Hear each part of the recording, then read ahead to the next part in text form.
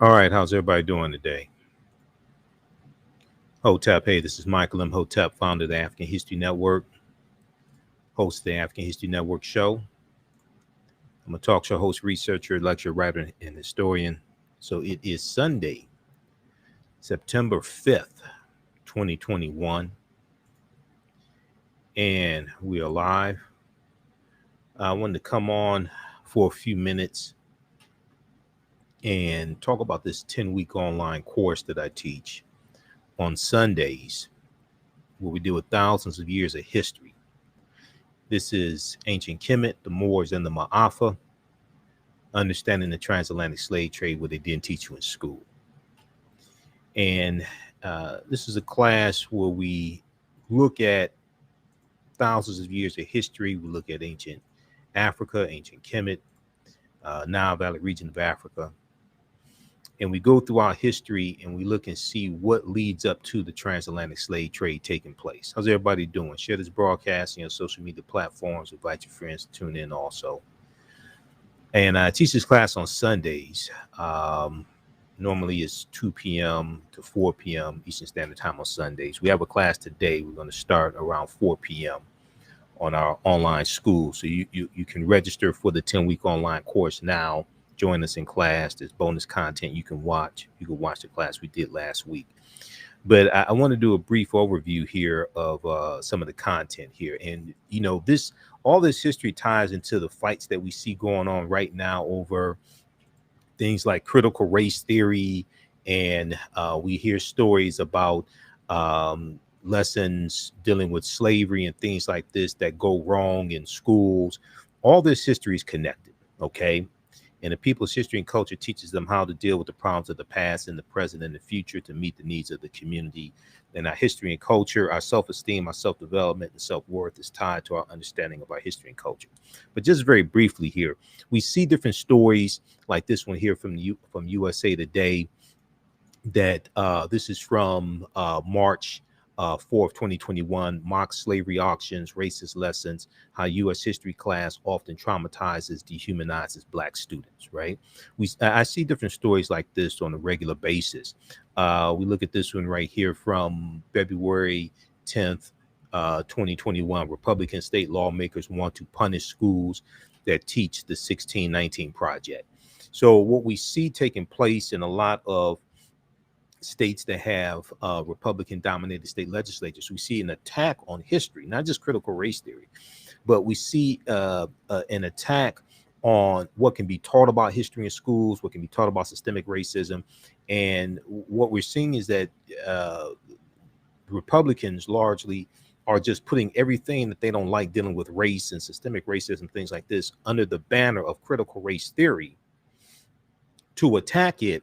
And they're trying to suppress the teaching of, you know, real history in school as well. We saw back in June of 2021, we saw this story here from the New York Times. I think this was New York Times. Most Americans know little or nothing about Juneteenth poll finds. It's about 60% of Americans knew little or nothing about Juneteenth. And if they know little to nothing about Juneteenth, what do they really know about the history of slavery? So when we try to get historical inequities and racial disparities addressed, you know, through legislation, we're dealing with people who are largely ignorant of history. This is one of my teachers, Dr. Leonard Jeffries, who teaches us whoever controls the images controls your self-esteem, self-respect, and self-development. Whoever controls the history controls the vision. And a lot of people have heard numerous interviews I've done with Dr. Jeffries, Professor James Small, Professor Kabahaya Kamene, etc. over the years on the African History Network show. So here's a brief overview of some of the things that we deal with in the online course. And this is a 10-week online course that I teach, normally on Saturdays, 2 p.m. to 4 p.m. Eastern Standard Time. Today's class, we're going to start about 4 o'clock. We'll start later today. We do the class live. All the sessions are recorded. You can go back and watch them over and over again.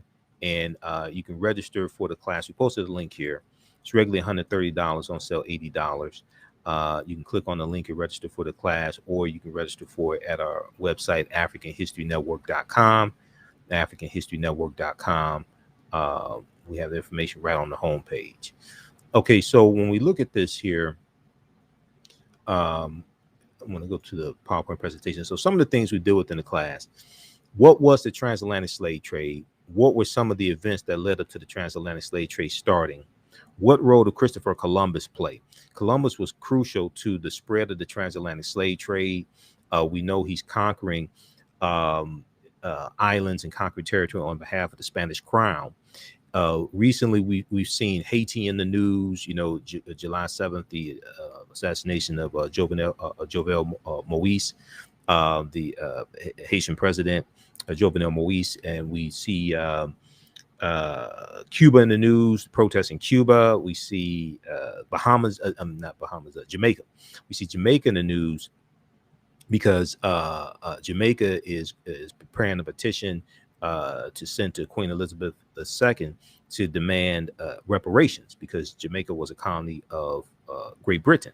Okay, first colony of Spain, conquered by Columbus in 1494, but then they're going to be Great Britain's going to take over that territory, the western portion of the island of Hispaniola, and that's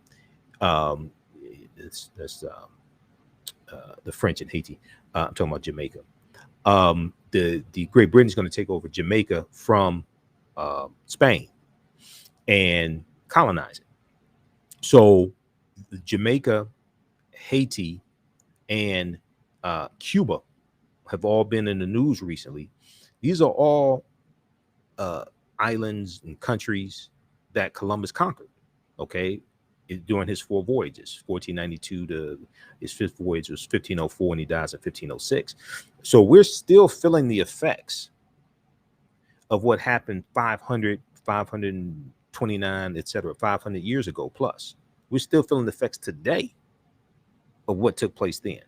All right. So Columbus is crucial to the spread of the transatlantic slave trade and helping lay the foundation for slavery, racism, capitalism, and exploitation of indigenous people. And one of the things I do is show you where Columbus went on his 4 voyages. We deal with when did Africans first come to the U.S. as slaves, because we keep talking about 1619, and he had a 1619 project from New York Times and Nicole Hannah Jones. But the Spanish were taking Africans into the territory we call South Carolina in 1526. This is 93 years before 1619. Okay, and those Africans, they're going to overthrow their oppressors, and they runaways believe they went to live with Native Americans. But this is 93 years before then. But we also know that African people were in this land tens of thousands of years before even Native Americans came here. And this is something that Dr. David Imhotep deals with in his book, The First Americans Were Africans, Documented Evidence. Let me see, where's that book? Right here. And I've interviewed Dr. David Imhotep a number of times, and we deal with a lot of this work in the class. That's what we do with a chronology of history. We go through and look at thousands of years of history. We can't just start studying the transatlantic slave trade in the 15th century or 1441 with the Portuguese going into Mauritania. We can't start in 1619. We can't start in 1518 with King Charles I signing the Asiento de Negros, which gives a license to European nations to supply Spanish colonies with African slaves. We can't start there. We got to go back thousands of years and look at a chronology of history and what leads up to the transatlantic slave trade taking place. Okay. And, you know, looking at the 800-year occupation of Europe by the Africans known as the Moors is crucial to that as well. And Columbus is crucial to that also. We look at did Africans sell themselves into slavery? We look at that complicated history, because the way it actually happened is not really how it is normally taught. Were African people in America before the transatlantic slave trade? Yes, we were. We've been here for tens of thousands of years. We were here before Native Americans came into existence. And we're making voyages from here back and forth to Africa. There's an ancient, the Khoisan were here. Khoisan have the oldest DNA on the planet. They come from Southern Africa. They're the ancestors to the Ainu and the Twa. And there's a big presence of the Khoisan here. We look at things like the Black Death, bubonic plague, which is crucial because Europe was coming out of the Dark Ages in the late 1400s, going into the 1500s. And because of the bubonic, because of the Black Death the bubonic plague that hits in 1347 to 1400, and hits in spurts.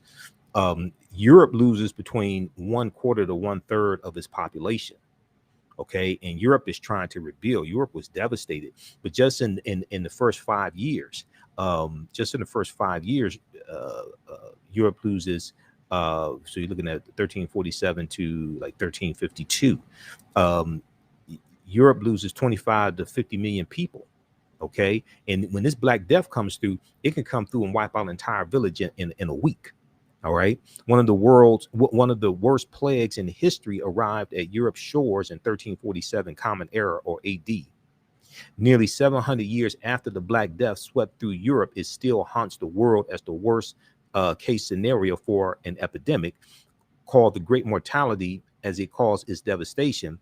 The second great pandemic of bubonic plague became known as the Black Death in the late 17th century. Okay, so we're looking at this devastation taking place. We're looking at Europe being hit by civil war and all different types of things like this. And we also go through and look at these groups of Germanic people known as barbarians, the Anglos, the Saxons, the Jutes, the Lombards, the Picts, the Franks, etc., who are barbarians. And we know that the western portion of the Roman Empire is crushed in 476 AD, which casts Europe into what are known as the Dark Ages. And it's going to be the teachings of the African Moors, who go in 711 AD, led by Tariq ibn Ziyad, okay, the African general. They're going to, these teachings coming from the Nile Valley region of Africa are going to bring Europe out of the Dark Ages. They're going to bring Europe out of the Dark Ages. Now, it's going to be to the benefit of them, but to the detriment of us. Okay, it's going to be to the benefit of them, but to the detriment of us. This is Dr. David Imhotep as well. We'll talk about this in just a minute. Who wrote the book, The First Americans Were Africans, Documented Evidence. Let me back up for a second. So here we have Cristobal Colon, or Christopher Columbus. And he conquers, he's going to conquer territory on behalf of the Spanish crown, King Ferdinand and Queen Isabella. His first of 4 voyages was August 3rd, 1492. Now, what's important to note about Columbus is that he never comes to the land that we call the United States of America. If you look at where he goes on his 4 voyages, he never comes to the land that we call the United States of America. Okay, he goes into the Caribbean, he goes into Puerto Rico and Honduras and Panama, Haiti. He goes into Venezuela, things like this. The closest he comes to this land is Cuba, which is about 90 miles away. Okay, he never comes to the land that we call the United States of America.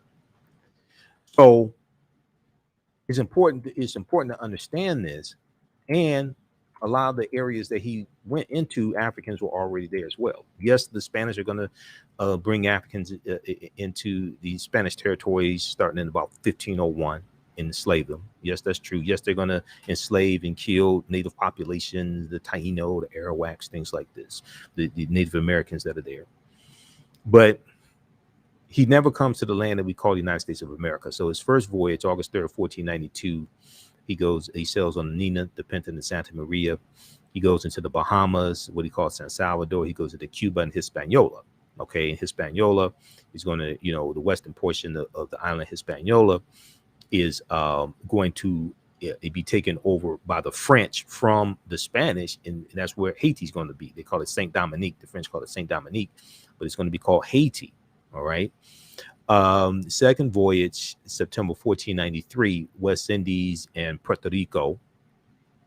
And he goes into Jamaica, conquers Jamaica, 1494. Okay, so recently, like I said, we saw Jamaica, we saw Haiti, and then the earthquake just hit Haiti as well. So Haiti's back in the news as well.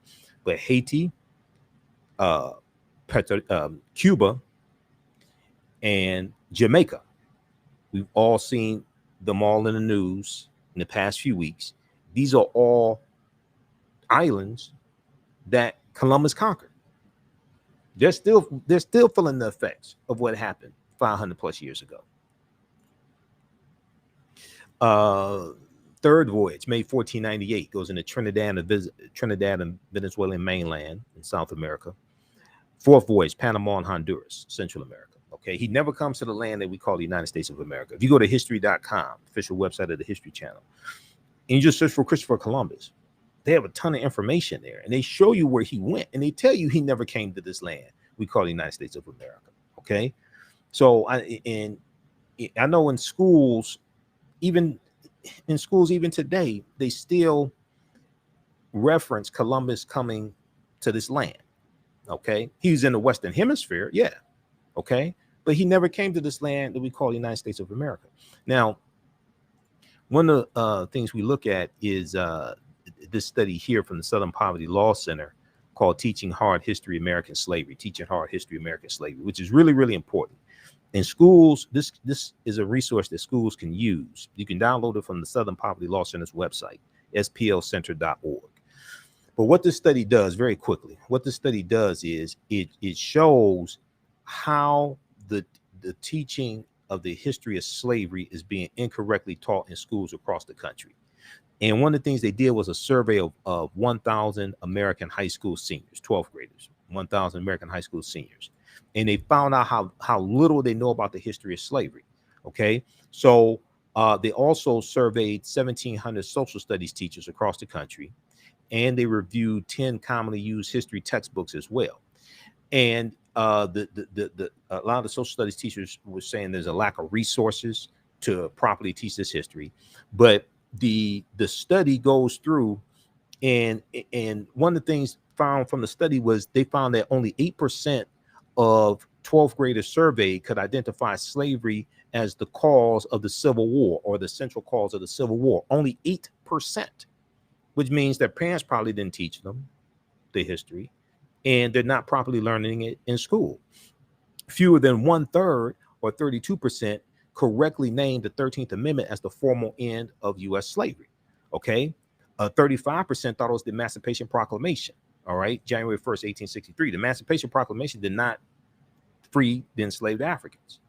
All right, and that's why you have to go read it, because it tells you that the slaves in the territories that were in rebellion, the territories in the Confederacy, they're free, but the slaves in the border states like Maryland, Missouri, Kentucky, and Delaware that stayed loyal to the Union, they were still slaves. They could keep their slaves. If you go to loc.gov, Library of Congress website, or archives.gov, and you read the Emancipation Proclamation, which was a military strategy by Lincoln, because Lincoln's intention was not to free the slaves. It was a military strategy to bring the South back into the Union. The initial Emancipation Proclamation was September 22nd, 1862, the year before. And it was an ultimatum, okay? And they said, if the territory's in rebellion, if you don't come back into the Union, okay, we're going to free your slaves by January 1st, 1863. It was an ultimatum to bring the South back into the Union, because that was Lincoln's goal. Lincoln's goal was not to free the slaves. After the Emancipation Proclamation, the trajectory and the goal of the Civil War changes, okay?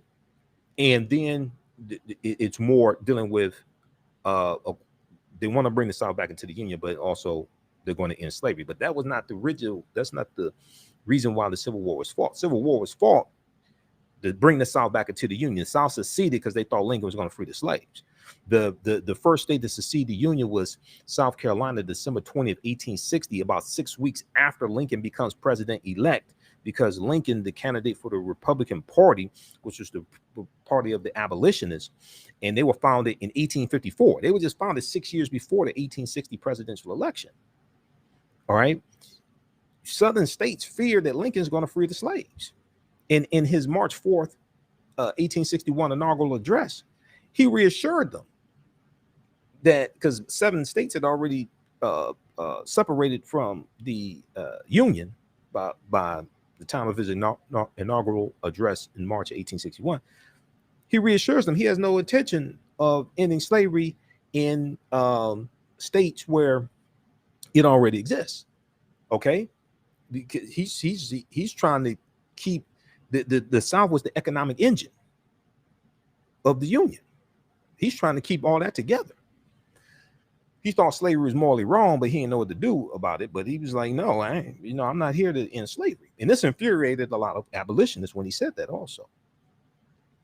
So a lot of that information we deal with that some in this class, but there's a second class that I teach that focuses on um, history from 1865 to 1968. Okay, that's from the Civil War to the Civil Rights Movement and Black Power, 1865 to 1968. So we deal with this information a little bit here, but we pick that up in that second class because we can focus in on that approximately a little more than 100-year period of time, and that's a 10-week course also. All right, this is the first 10-week online course. How's everybody doing?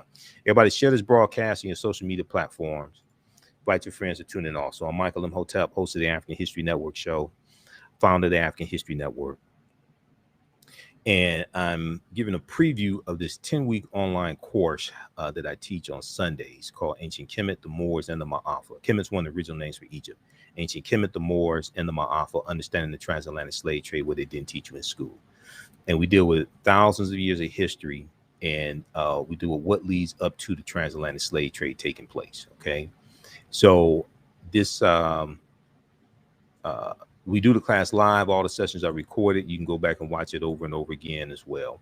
Okay, and the class is regularly $130. Is on sale $80, and we have some bonus content for you. So as soon as you register, you can watch last week's class. You can join us in class today. We're going to start class today about 4 o'clock. You can join us in class today, and you get some bonus content from me. You get there's a lecture that I did in June of 2021 dealing with the real history of Juneteenth.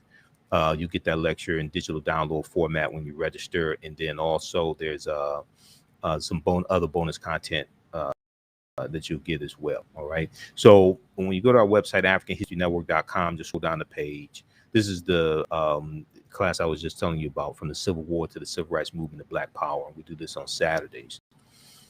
Click on here. It takes you to the next page, and just click on enroll. Okay. As soon as you register, you can watch last week's class. There's a lot of bonus content you can watch, and you can join us in class today as well. Okay, so let's go back to, I want to go back to this preview, and we'll post a link again here so you can register for the class. You can use this with your children. This is PG, I would say the content is PG-13.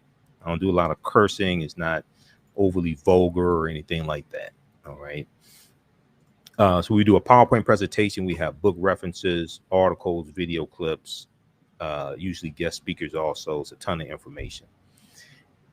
Okay, so look at this article also here from theatlantic.com, what kids are really learning about slavery.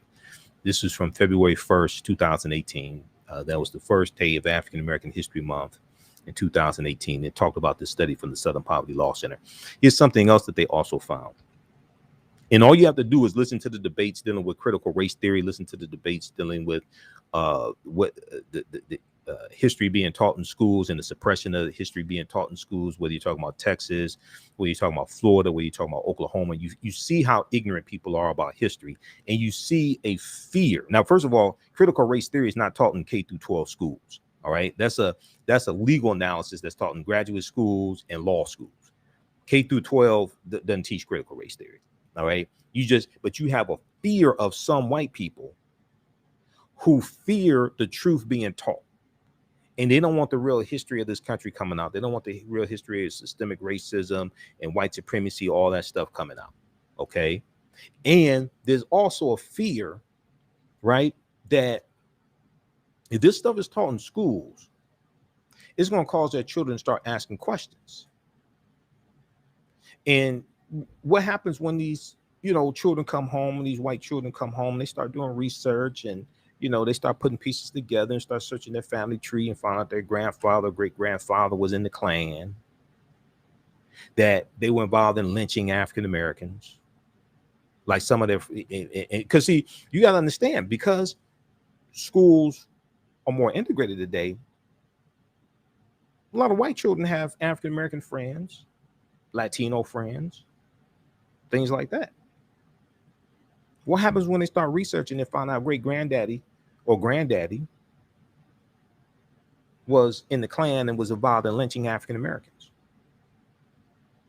See, this is a history. If you go back and look at, we had the June 1st, 2021, we had the 100th commemoration of the Tulsa Race Massacre, right? And we talked about that here on the show extensively, and here on the African History Network. Well, all this history started coming out about Tulsa, Oklahoma, and Tulsa being founded by Creek Indians around 1834. They got pushed off their land in the southeastern United States because of the Indian Removal Act, things like this. I've done a 2.5-hour lecture dealing with the history of Black Wall Street. So I've talked about that numerous times here, right?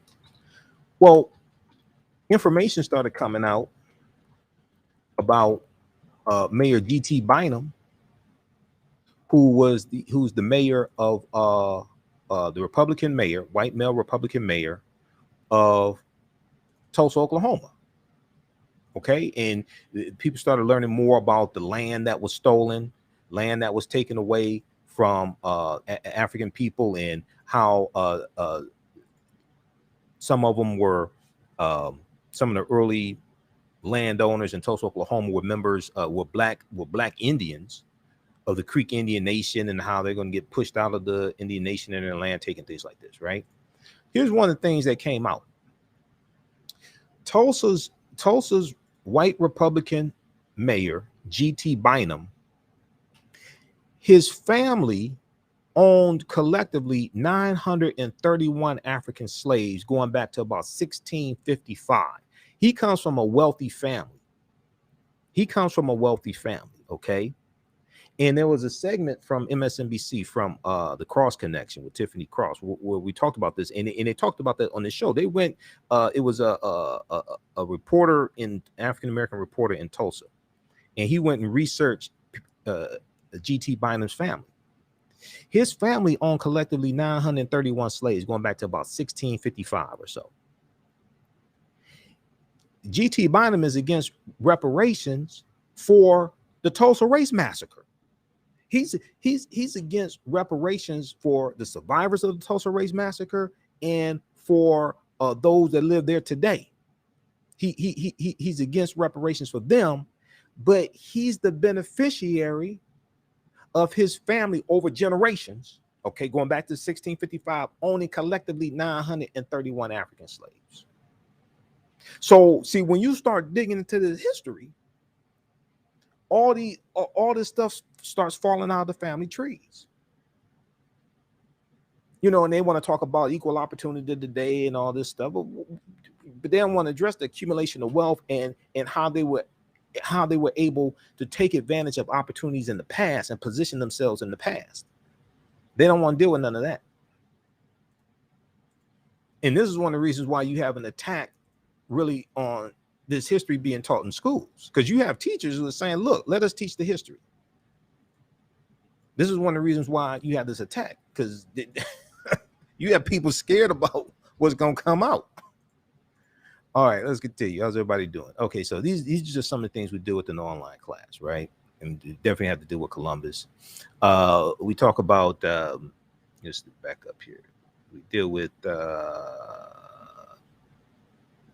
were African people in America before the transatlantic slave trade? Absolutely.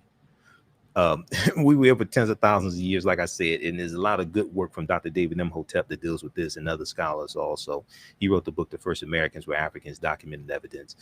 We do with the 800-year occupation of Europe by the Africans known as the Moors, shocking archaeological discoveries that are causing experts to rethink everything. Now, I've been teaching this class since 2017, and each class there's more and more archaeological discoveries that I add to it, because more information is coming out. You know, there's archaeological discoveries coming out like every 2 weeks, something like that.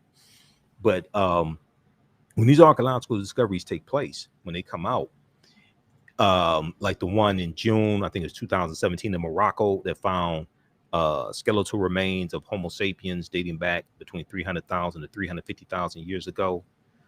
But the oldest remains of Homo sapiens that they had before that dated back about 195,000 years ago, found in Ethiopia. So this is causing them to push the timelines back.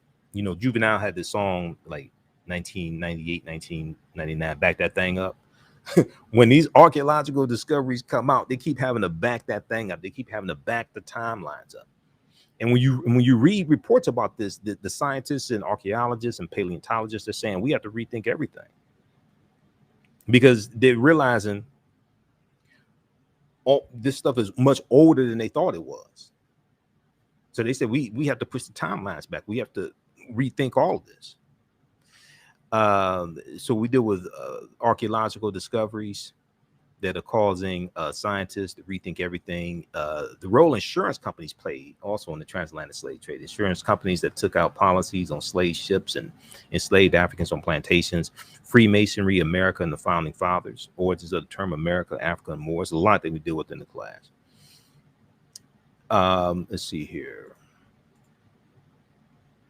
The problem with slave movies and slave-themed movies, while we've been bombarded with slave movies and slave-themed TV shows. Yes, it's part of our history, but the history of slavery has to be told within a context of a larger history, okay? And a chronology of history. And there's a focus oftentimes with the different TV shows and things like this dealing with slavery, but they don't deal with TV shows dealing with history before slavery and when African people ruled civilizations. Okay, you see a lack of that. So we continue to see these images of us just trying to fight to be treated like human beings. All right, and yes, some of the stories need to be told. I understand that, but there are other stories prior to slavery that need to be told as well. One of them could be about Mansa Musa, emperor of the Mali Empire. Okay, with richest man in the history of the world. We got stories dealing with ancient Kemet, dealing with Mali, Songhai, Ghana. There's so many stories that could be told. We do with Asar, Aset, and Heru, and the origins of the Immaculate Conception story. Now, some of this information I say may go outside the circumference of some people's awareness, just because you never heard it before, disagree with it, or don't like it, does not mean it's not true. It just means you have to do some research to understand what I'm talking about. Okay, because see, when you go look and we two of the books that I use in the class are Golden Age of the Moor. These are just a few of the books I use in class. Now, you don't have to buy any of these books. You don't have to feel obligated to buy any of these books to follow along in the class. Okay, I use these as reference. Golden Age of the Moor, edited by Dr. Ivan Van Sertima. Fantastic book. And Dr. Jose Pimenta Bay has an essay in here. Runoko Rashidi has an essay. Dr. Wayne Chandler, Dr. John G. Jackson, they all have essays in here. Golden Age of the Moor. And then this one here also by Runoko Rashidi as well. We know Runoko just passed away August 2nd. Runoko was a friend of mine. I've interviewed him a number of times on the African History Network show. This book right here is excellent. Black Star, the African Presence in Early Europe by Runoko Rashidi, which deals with the African presence of the Moors throughout Europe as well during medieval times. So these are just two of the books that we use in the class. Another one is, because we'll talk about this in today's class. Another one is, where's the book? Christopher Columbus and the African Holocaust, Slavery and the Rise of European Capitalism by Dr. John Henrik Clark. Okay, it's a good short book, straight to the point. It's about 106 pages, 123 pages or so. And then this one also, First Americans Were Africans, Documented Evidence by Dr. David Imhotep. These are just a few of the books that we use in the class. All right, now let me continue here. Yeah, because you know, there's still statues of the Black Madonna and Child throughout Europe, Italy, Poland, Russia. There's still statues there, and they were worshiping. Europeans were worshiping the Black Madonna Child even before the Moors go in. Okay, and and we know that comes from Asar, Aset, and Heru, who the Greeks called Isis, Osiris, Isis, and Horus. Okay, Asar, Aset, and Heru, who the Greeks called Osiris, Isis, and Horus. This is the first Holy Trinity. And when we study the origins of the Immaculate Conception story, the virgin birth, the Annunciation, and the adoration, that goes back to ancient Kemet.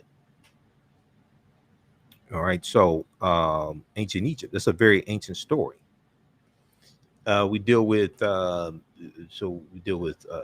course, the Moors. We deal with Freemasonry, Egypt of the West. We look at the Washington Monument. That's an ancient African symbol called a tekken. A tekken. The Greeks call it an obelisk. And there were about 1,200 tekkenu all throughout ancient Kemet. When we look at Freemasonry, we see the word mason is derived from the Latin words mass and sun. Mason means child of light, and exercise. It expresses the desire to pursue light, which is a metaphor for the sun, which symbolizes knowledge.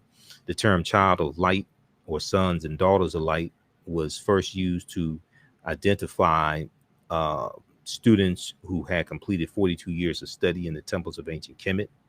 Many Masonic temples were modeled after the temples of ancient Kemet, places where light or knowledge was imparted in a series of steps or degrees.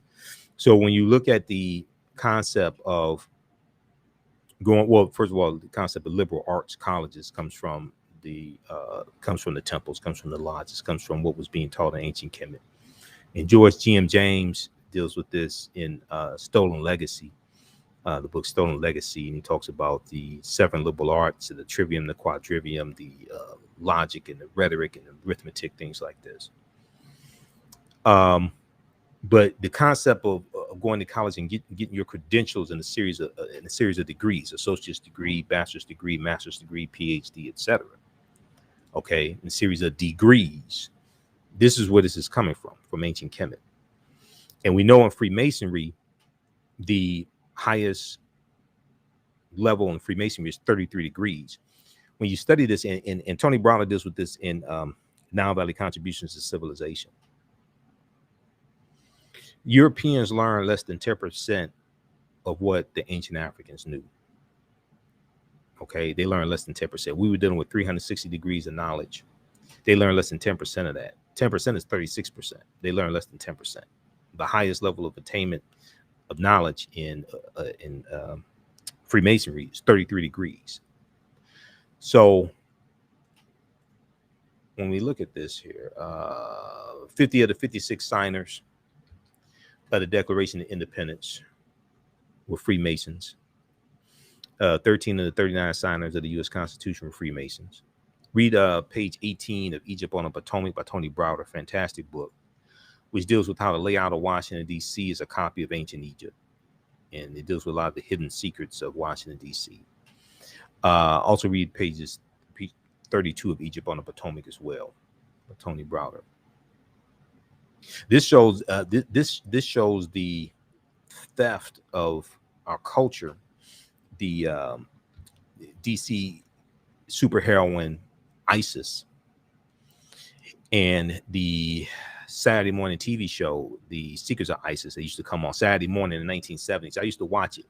11 p.m. Saturday morning. I'm sorry, 11 a.m. Saturday morning. The Shazam and ISIS hour used to come on. And it was a live action show, half-hour show Shazam, half-hour show ISIS. But they showed us this white woman. And in the opening of the show, when they have the theme song, all this stuff, they tell you she gets her powers from ancient Egypt. And they start talking about the Hathor. They start talking about these deities, these Neteru coming from ancient Kemet, things like this. But they don't tell us that ISIS, this white woman, is a copy of an African woman named Isis. Okay, a deity, a Neter. They don't tell us that. They just make it. They just made it seem like white people just thought this up on their own. They just created this. You know, it's just amazing. Because we watched it in the 70s and we didn't know any better. You know, so we deal with why Christmas is celebrated on December 25th. We talk about things like Bantu languages, and we do with the film Black Panther. Black Panther is a powerful movie on multiple levels. There are 11 different African cultures displayed in the film Black Panther. The language in the film Black Panther is isiXhosa, which is a Bantu language. It's spoken in Southern Africa. It's a real African language. Bantu is a group of 500 languages belonging to the Bantoid subgroup of the Benue Congo branch of the Niger-Congo language family. We see Bantu languages spoken in Southern Africa, in East Africa, in West Africa, going to Cameroon as well. Um, you know, the 12 Bantu languages are spoken by more than 5 million people, including Rundi, Rwanda, Shona, Isikosa, which is spoken in the film Black Panther, Amazulu or Zulu, and Kiswahili is a Bantu language as well. So the word Kwanzaa is Bantu. Kiswahili or Swahili, which is spoken by 5 million people as a mother tongue and some 30 million as a second language, is a Bantu lingua franca important in both commerce and literature. The film Black Panther is so deep. I spent about 3 months doing research on the film. There's about 100 articles that I read on the film and the movie. There's 2 books that I read because I do lectures on the film Black Panther and show how it relates to African history, African culture, African spiritual systems. This was, let me see where the books. I have the books here. So we talk about Black Panther in the class as well, and how it relates to history. And T'Challa is probably the richest man in the Marvel comic universe, which is like Mansa Musa, who became emperor of the Mali Empire in 1312 AD, and the richest man in history. This is one of the books. This is one of the books I read on Black Panther. This is from Marvel Comics. This is from Marvel, I should say. Black Panther, the Ultimate Guide. And it goes through and deals with the 52-year history of the Black Panther comic book. Because I had the film Black Panther was the 18th film from the Marvel comic universe. And all those storylines are connected. So I had to go and like study the history of the Black Panther comic book. And, look at Black Panther, look at Jungle Action Comics, things like that, to really understand the movie, because you see characters and some storylines, adaptations of storylines. You see that in the movie. Okay. So I had to go through and like research this history to understand what the hell I'm talking about when I do lectures on Black Panther. Unfortunately, there's a lot of people putting stuff out about Black Panther that did not do the research. And I can listen to what they said, and I can tell they didn't do the research. I'll just leave it there. But it's a deep movie. We saw African martial arts displayed in the movie also. So yes, it's I'm waiting for Black Panther 2 to come out. All right, let's see here. Let me close some of this out. Okay, so you can register for this 10-week online course. We'll post a link here. This is Ancient Kemet, the Moors, and the Maafa, Understanding the Transatlantic Slave Trade, what they didn't teach you in school. This is just a brief overview of the online course. We just posted a link here.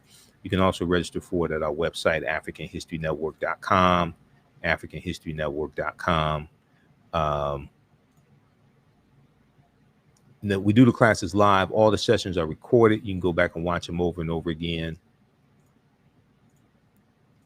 And even after the 10-week online course is over with, you still have access to the class. You can still go watch the full class. So next year, you can still go back and watch the full class. You still have access to it.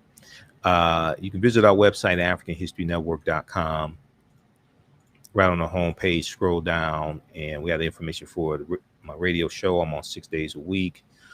This is the first class. This is the second class right here, from the Civil War to the Civil Rights Movement and Black Power, 1865 to 1968. But this one right here, 10-week online course, Ancient Kemet, the Moors, and Maafa, Understand the Transatlantic Slave Trade, what they didn't teach you in school. We teach this class on Sundays, normally 2 p.m. to 4 p.m.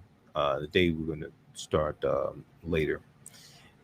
And you can join us in class today once you register. Just click on enroll right here on the next page. And as soon as you register, you can start watching the content. You can join us in class. All right. So that's just a brief overview of some of the content. We deal with thousands of years of history. We deal with ancient Africa, deal with the Nile Valley region of Africa. We deal with great African civilizations, also Ghana, Sangha, Mali, different things like that. as well. We deal with what the word Wakanda means. Wakanda is a real word. We see Wakanda in Omaha Ponca and Sioux Indian, Native American languages. Wakanda means possesses secret powers. And the Wakanda salute, that's the position of the Nsubiti, is always right over left. The pharaohs, that's the position of the Nsubiti. When they're deceased, this is a symbol of power, and we see that go all around the world. The Wakanda salute, they get that from ancient Kemet as well. All right, so look, we have to get out of here. We'll see you in class. Register for the course. Thanks for joining us today for this preview. Remember, right now is correct. Wrong behavior is not over till we win. Wakanda forever. And we'll talk to you next time. Peace.